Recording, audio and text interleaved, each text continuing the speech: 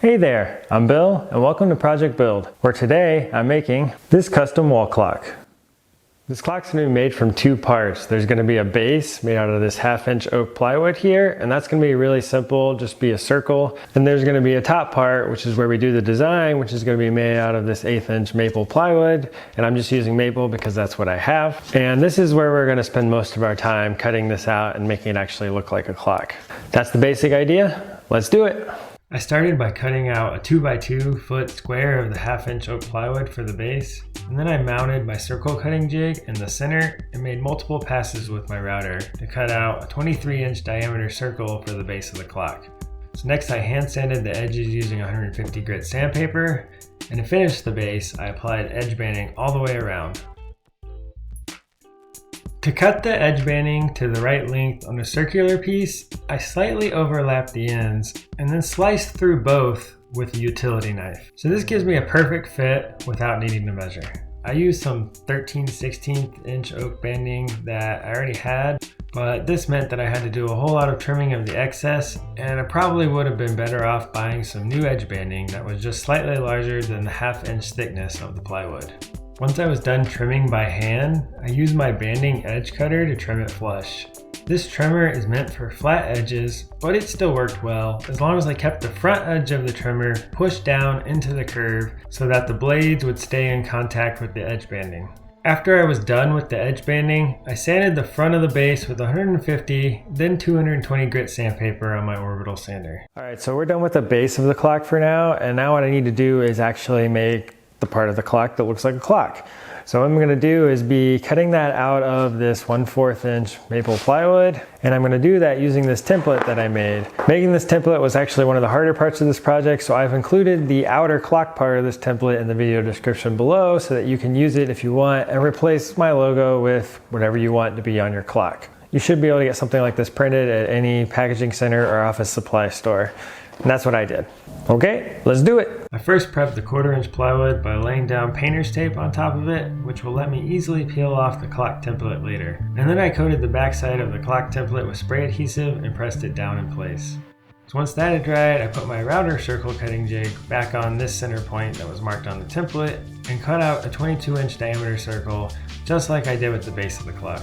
With that cut out, I marked all the areas I wanted to remove with the pencil. I then center punched and drilled a hole for the scroll saw blade through one of the areas that's going to be removed. Put the blade through the hole and loaded it into the saw. Next, I cut out that section, trying my best to follow along the middle of the lines. So you want to try to cut in one continuous motion so that the cuts are smooth and don't have any jagged stops and starts. I was pretty inexperienced with using a scroll saw at this point, but I got a lot better at it as I went along. After that, I needed to repeat the same process for the rest of the clock. I'm cutting the small, delicate areas before the larger sections, so there is more material supporting those areas, and if I were to make a mistake on one of the small, trickier places, I'd find out early before investing time in the easier sections. So after doing the small, fragile areas, I moved on to cutting out the large sections between the Roman numerals.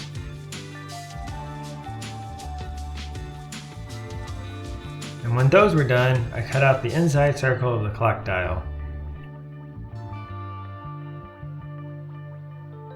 So I next cut out our platypus friend, first by cutting out its entire profile, leaving a little bit of extra all around so that I can shape it later, and then I cut out the individual sections so that those pieces can be stained different colors from each other.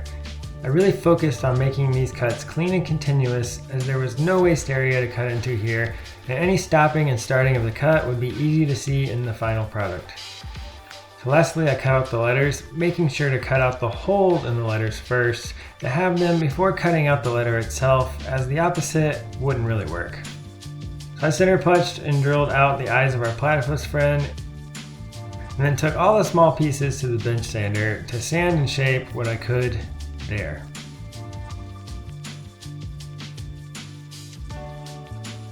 So some of the more delicate pieces, they were just too small to clean up on the bench sander. So to shape those, I put a grinding stone bit in my Dremel and clamped it in my bench vise. Once those were done, I hand sanded all the rough sides with 150 grit sandpaper and used sanding sticks to get down into the fretwork and smooth everything out. A lot of sanding later, and here they are.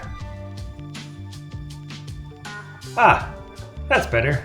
I needed to clean up the circular cut on the inside of the clock. I don't have a spindle sander yet, so I made a jig for my drill press and used a drum sander bit to achieve the same result. With all the cutting done, I removed all the paper and tape from the template and hand sanded everything smooth, again using a sanding stick to get into all the small areas, as well as sanding all the face surfaces with 220 grit on the orbital sander. And I'm using very little downward pressure so that it doesn't snag inside any of the cutout areas and potentially damage anything. With everything sanded, it was time to paint and finish all of it. I laid down the clock dial and the body of my platypus logo on the base and aligned everything so that I could mark where the eyes of my logo would be, and then painted the section beneath where the eyes would be with 2 coats of white paint. I put 3 coats of primer on the clock dial and then sprayed on many light coats of flat black spray paint. This didn't work as well as I wanted it to. The paint didn't really get down to the sides of the fretwork like I wanted, and I ended up having to go back and hand paint all of it. This was really tedious, and if I had to do it again, I might experiment with dipping the dial in a black stain instead of painting it. Though I will say that I am very happy with how it turned out. I also painted all the letters in dark gray using an artist brush.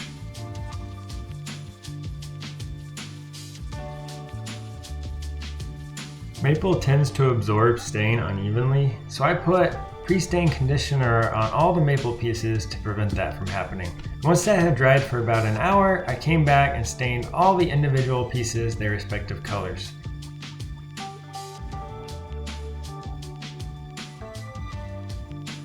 Most looked good after just 1 coat of stain, but I ended up needing 4 coats of the gray stain to get a dark enough gray that I was happy with. I also stained the base just to bring out the red of the yolk and keep it from showing a yellow tint once polyurethane was applied. Now on to the fun part of putting it all together. I aligned the clock dial on the base and used painter's tape to create a hinge so that I could apply wood glue to the back and then hinge it into place without worrying about getting the glue in the wrong places.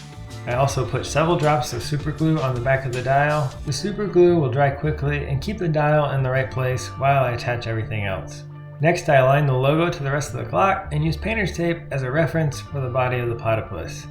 Just like with the dial, I put wood glue and a few drops of super glue on the back of the body and pressed it into place, then just repeated this for all the other parts.